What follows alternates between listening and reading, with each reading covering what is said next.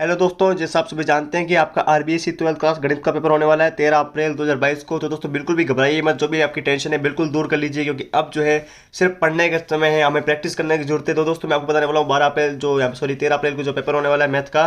तो देखिए पहला क्वेश्चन, समुच्चय ए कोमा बी पर परिभाषित द्विभाजक संख्याओं की संख्या कितनी होगी। पहले आप सभी क्वेश्चन देख लीजिए, अगर आपको इसका आंसर आता है तो मुझे कमेंट में कमेंट कीजिए, देखते हैं कि आपकी थियरी किस प्रकार से है।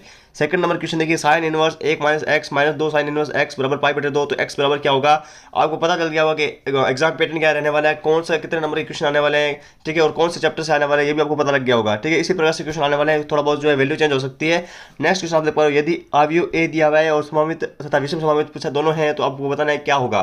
ओके, फिर देखिए यदि अवयव ए कोमा 3 × 3 कोटि का व्युत्क्रमणीय वर्ग अवयव है तो आपको बताना है कि एडजॉइंट ए बराबर क्या होगा, ठीक है। एडजॉइंट ए आपसे ए पूछा है, इसमें बात करते हैं। नेक्स्ट क्वेश्चन आपका जो है, यदि x माइनस वाई बराबर पाई दिया हुआ है तो डी वाई बटा डी एक्स क्या होने वाला है ये आपको बताना है। इसके अंदर आपको क्या करना है, आपको पता ही है, समाकलन इसके अंदर आपको करना है, ठीक है। किसके सापेक्ष करना है, वाई के सापेक्ष करना है।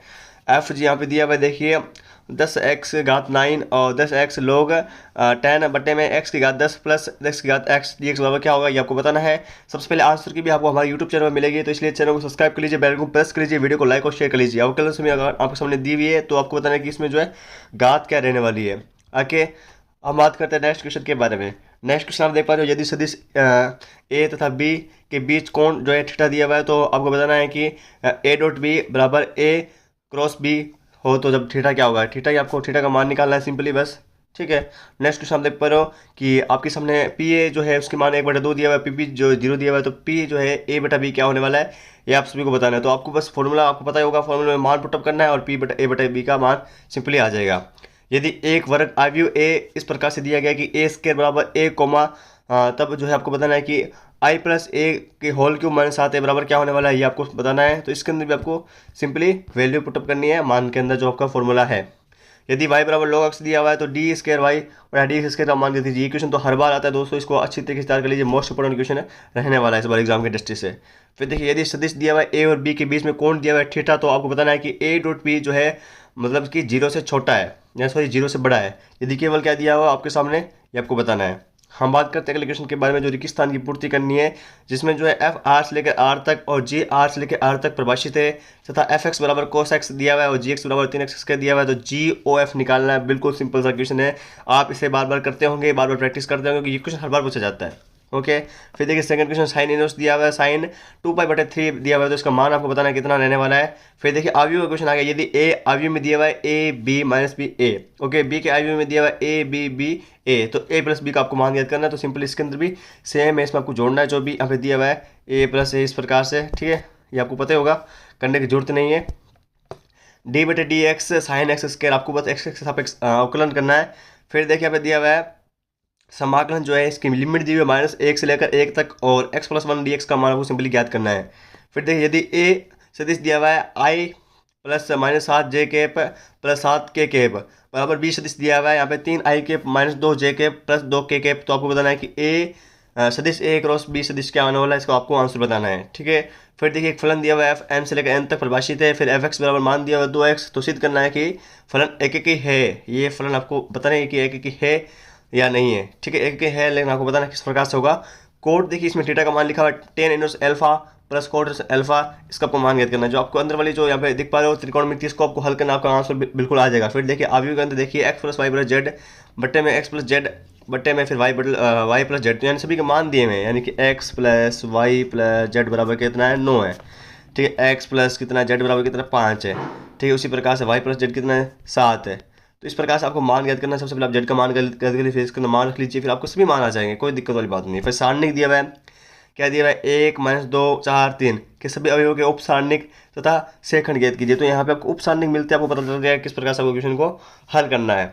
फिर देखिए कोस में दिया हुआ है, इसका थीटा दिया हुआ है log x प्लस e की घात x के x के सापेक्ष आपको अवकलन करना है। फिर देखिए यहाँ पे समाकलन के अंदर कोस √x बटे में √x dx का मान ज्ञात करना है आपको। फिर देखिए अवकलन समीकरण डी डी एक्स बराबर 1 + y² बटे में 1 + x² का व्यापारक हल ज्ञात कीजिए। पिछली बार भी जो एग्जाम पैटर्न था वो थोड़ा सा चेंज हो गया था, एग्जाम हुआ था तब, ठीक है। बात करते हैं मैथ की, तो इस बार भी थोड़ा बहुत चेंज हो सकता है, तो ऐसा मत कीजिएगा, मतलब कि इस बार थोड़ा बहुत इंग्लिश का भी पैटर्न चेंज आया था। तो देखिए सदिश आई के प्लस 2j के प्लस 3j के 3k के द्विक कोसाइन आपको ज्ञात करना है।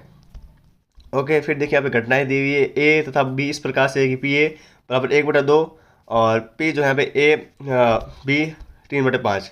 तो इसमें आपको ये ध्यान रखना है कि सारे क्वेश्चन आपको करने तो है, लेकिन आपको थोड़ा टाइम का भी ध्यान रखना है कि टाइम किस प्रकार से आपको मैनेज करना है। जो भी आपको क्वेश्चन आ रहे हैं आप कीजिए, कोई दिक्कत वाली बात नहीं है, लेकिन बहुत से स्टूडेंट्स के जो है बड़े क्वेश्चन छूट जाते हैं, तो ऐसे में ध्यान रखिए कि बड़े क्वेश्चन को भी आपको जल्दी हल करना है, और इन क्वेश्चन को तो आपको फटाफट हल करना है, क्योंकि अभी तक आपने देख पा रहे हो सेक्शन ए में कितने क्वेश्चन आएंगे। तो इसमें आप टाइम बिल्कुल भी वेस्ट मत कीजिएगा, क्योंकि एक एक नंबर के क्वेश्चन रहने वाले हैं। सारणी का प्रयोग करके बिंदु 1,2 तथा 3,6 को मिलाने वाली रेखा का समीकरण आपको याद करना है। जिसमें आपको क्वेश्चन में ज़्यादा टाइम लग रहा है उस क्वेश्चन को एक बार छोड़ दीजिए, करने की प्रैक्टिस मत कीजिए, उसके बाद में हल कीजिए जब टाइम मिले। अवकलन समीकरण का निर्माण करना है यदि वक्रों की कुल का समीकरण आपके सामने दिया हुआ है x/a + y/b बराबर 1, जहाँ a b से अचर है। ओके, नेक्स्ट क्वेश्चन देखते हैं। यदि एक आयतों के शीर्षों a b c तथा d के स्थिति सदिश क्रम से दिए हुए हैं यहाँ पे आपके सामने, तो आपको जो है आयत का क्षेत्रफल सिंपली ज्ञात करना है। हम बात करते हैं सेक्शन बी के बारे में। आपका जो है सेक्शन ए में बहुत सारे क्वेश्चन थे और बहुत इजी क्वेश्चन थे, 2-3 ही क्वेश्चन हार्ड थे, मतलब क्वेश्चन लेवल जो है 2-3 ही हार्ड आए, बाकी तो सिंपल क्वेश्चन आने वाले हैं जो आपने लगभग एग्जाम में कर रखे होंगे।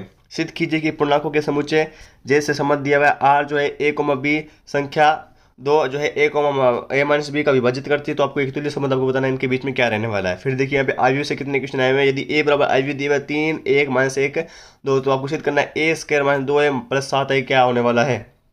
ओके, हम बात करते हैं नेक्स्ट क्वेश्चन के बारे में। आपके सामने निम्नलिखित समीकरण निकाय को अवयव विधि से आपको हल करना है। जैसे आप देख पा रहे हो ये 2 समीकरण है इस प्रकार से। फिर देखिए एक फलन दिया हुआ आपके सामने, तो ये फलन क्या है, x बराबर π/2 पर सतत हो तो आपको k का मान ज्ञात करना है। ओके, फिर देखिए यहाँ पे यदि यहाँ पे दिया हुआ है समाकलन दिया हुआ है x-3 बटने में x-a का होल क्यूब, तो आपको e/x dx के सापेक्ष आपको जो है इसका मान ज्ञात करना है। फिर देखिए इसके अंदर मतलब आपको पता लग गया होगा कि फॉर्मूला ज्ञात करना है, जो आपको यहाँ आपने समीकरण देख ली होगी, तो आपको पता लग जाएगा इसमें कौन सा फॉर्मूला आपको जो है तैयार करके आपको इसका आंसर लिखना है। तो आप सारे फॉर्मूला आप आंसर याद कर लीजिए, जो भी फॉर्मूले आपके समाकलन के अवकलन के। ओके, फिर देखिए एक पासे को 6 बार उछालने पर अधिकतम 2 बार 6 आने की प्रायिकता कितनी होगी ये आपको बताना है। ठीक है, तो आपको पता है कि पासे में जो है टोटल जो साइड्स होती है वो 6 होती है, तो ऐसे में जो है 2 बार 6 कब आएगा ये आपको पता है ना। x5 -5 और -1 आपके सामने दिया हुआ है आयु, तो इस प्रकार से पूरा आयु दिया हुआ है, तो आपको सिंपली इसमें x का मान यहाँ पे जो है दिया हुआ है ये 2x, तो यही आपको निकालना है। जब आप इसको आयु को सॉल्व करोगे तो सिंपली आपका x का मान आ जाएगा। नेक्स्ट क्वेश्चन है, बहुत बार पूछा जाता है, यदि x बराबर जो है रूट में दिया हुआ है a sin इनवर्स, ठीक है, y बराबर जो है a की घात cos इनवर्स दिया हुआ है, तो सिद्ध करना आपको dy/dx बराबर y/x। तो बिल्कुल आपको LHS बराबर RHS करना है, लेफ्ट हैंड साइड बराबर राइट हैंड साइड आपको करना है। सारणिक दिया हुआ है सामने, इसमें गुणधर्म का प्रयोग करके आपको सिद्ध करना है। आपको गुणधर्म पता होगा कि किस प्रकार से पहले गुणा करते हैं, फिर इस प्रकार से इसका प्लस करके जो इसका आंसर निकालते हैं, बराबर में आपके सामने 0 दिया हुआ है, तो बिल्कुल आपके सामने a + b + c सभी का मान आ जाएगा। फिर देखिए समाकलन दिया हुआ है 0 से लेकर 1 से लिमिट है tan x बटे में 1 + x² dx का आपको मान याद करना है। फिर देखिए बिंदु 1,1 से गुजरने वाले एक ऐसे वक्र का समीकरण याद कीजिए जिसका अवकलन समीकरण दिया हुआ है x dy बराबर 2x² + 1 dx x जो है नॉट इक्वल 0 है, तो आपको सबसे पहले जो है dy/dx एक साइड लेके जाना है, फिर जो अचर पद है उसको एक साइड लेके जाना है। ठीक है, फिर देखिए यदि सदिश दिया हुआ ए बी सी समान परिणामों वाले परस्पर लंबवत सदिश हैं, तो दर्शाइए कि सदिश a + b + c सदिशों a b c के साथ जो है बराबर झुका हुआ है। चलो हम बात करते हैं नेक्स्ट क्वेश्चन जो आपका है उसके बारे में। एक पासे को 3 बार उछाला जाता है तो कम से कम एक बार विषम संख्या प्राप्त होने की प्रायिकता क्या रहने वाली है। ओके, तो खंड से देखते हैं, ये भी आप सभी के लिए बहुत इंपॉर्टेंट रहने वाला है, तो इसमें आपको सिद्ध करना है जो आपका है। ठीक है, 10 नंबर क्वेश्चन जैसे आप देख पा रहे हो, तो दोनों इसके अथवा में भी ये दोनों आप तैयार कर लीजिए, दोनों बहुत इंपॉर्टेंट एग्जाम की दृष्टि से रहने वाले हैं। उसी प्रकार से 18 क्वेश्चन है, जो भी मतलब आपको सेक्शन सी मिलेगा तो आपके लिए बहुत ज़्यादा फायदेमंद है, क्योंकि आप इसे पढ़ेंगे तो आपको कोई ना क्वेश्चन आपको देखने को मिल जाएगा, क्योंकि एग्जाम पैटर्न से तो बाहर जाता ही नहीं है, तो इससे में आप सभी को जो है क्वेश्चन मिल जाएगा। ठीक है, क्योंकि इसमें अथवा के क्वेश्चन आने वाले हैं, तो दोनों में सबको एक तो आता होगा ना, तो आप दोनों की प्रैक्टिस अच्छी तरीके से कीजिएगा। ठीक है, इसी प्रकार से इसमें भी जो है आप 2 क्वेश्चन आप देख पा रहे हो। फिर नेक्स्ट क्वेश्चन इसके अंदर भी समाकलन के 2 क्वेश्चन जो इंपॉर्टेंट बनते हैं वो मैंने आपके सामने बता दिए हैं, बहुत इंपॉर्टेंट है आप सभी के लिए, जरूर इनकी प्रैक्टिस कीजिएगा। आप जब 1-2 बार इस पेपर को सॉल्व करोगे तो ये आपके जो है वहाँ पे सॉल्व होंगे ना, तो ऐसा नहीं सोचोगे कि हमने एक बार देख लिया तो सॉल्व हो जाएंगे।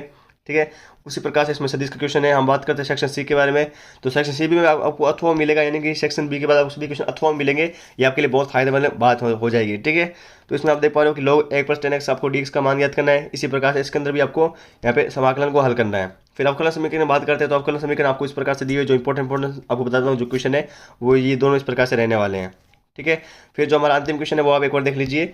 एक व्यक्ति के बारे में ज्ञात कीजिए कि वे 4 से 3 बार सत्य बोलता है, जो प्रायिकता से क्वेश्चन आया हुआ है, और एक पास से उछालता है और बतलाता है कि उस पर आने की जो है संख्या कौन सी है, 6 है, प्रत्येक याद कीजिए कि 5 से पर आने वाली संख्या वास्तव में 6 हैं, ये आपको याद करना है, बहुत इंपॉर्टेंट है। उसके साथ ये वाला वही क्वेश्चन जो है बहुत इंपॉर्टेंट रहने वाला है। तो इस प्रकार से आरबीसी 12th क्लास मैथ के जो मैंने आपको इंपॉर्टेंट क्वेश्चन जो भी बन सकते थे एग्जाम की दृष्टि से, वो सारे मैंने आपको यहाँ पे बता दिए हैं। तो आप इनकी जरूर से प्रैक्टिस कीजिएगा, ठीक है। और हमारे टेलीग्राम ग्रुप में ज्वाइन हो जाएगा, वहाँ पे आपको इसकी जो पीडीएफ की लिंक मिल जाएगी, साथ में और भी अपडेट मिल जाएगी। अब बात करते हैं कि किस प्रकार से इसकी पीडीएफ के साथ आपको आंसर भी डाउनलोड करने हैं। सिंपल सा तरीका बताता हूँ, आप उसे फॉलो करोगे तो बिल्कुल आप पीडीएफ डाउनलोड कर पाओगे। देखिए, आंसर की को डाउनलोड करने का बहुत सिंपल तरीका है। जो मैंने आपको पेपर बताया वो पेपर भी डाउनलोड कर सकते हो, आंसर की भी डाउनलोड कर सकते हो। गूगल पे सिंपली सर्च कीजिए ज्ञानalert.com, पहला लिंक आएगा, सिंपली उस पर क्लिक करना है। मैं क्लिक कर देता हूँ। जैसे आप क्लिक करोगे तो इस प्रकार का होम पेज खुल जाएगा। जैसे कि आपको आरबीएससी 12th क्लास की आपको आंसर की यानी कि इंपॉर्टेंट क्वेश्चन डाउनलोड करने हैं, साथ में आंसर की भी डाउनलोड करने हैं, तो यहाँ पे आपको सारे मिल जाएंगे। जैसे हमारे पास इंपॉर्टेंट क्वेश्चन के जो यहाँ पे लिंक आ चुका है, सिंपली आपको क्लिक करना है। जैसे आप क्लिक करोगे तो यहाँ पे आपके सामने जो है वेबसाइट खुल कर जो मेन पेज है वो खुलकर आ जाएगा। इसका डायरेक्ट लिंक मैं आपको डिस्क्रिप्शन बॉक्स में दे दूंगा। तो यहाँ से आपको जो भी पेपर चाहिए सिंपली डाउनलोड पर क्लिक करना है और पेपर आपके मोबाइल में डाउनलोड हो जाएगा। तो आपको अपने पेपर की अग्रिम शुभकामनाएं।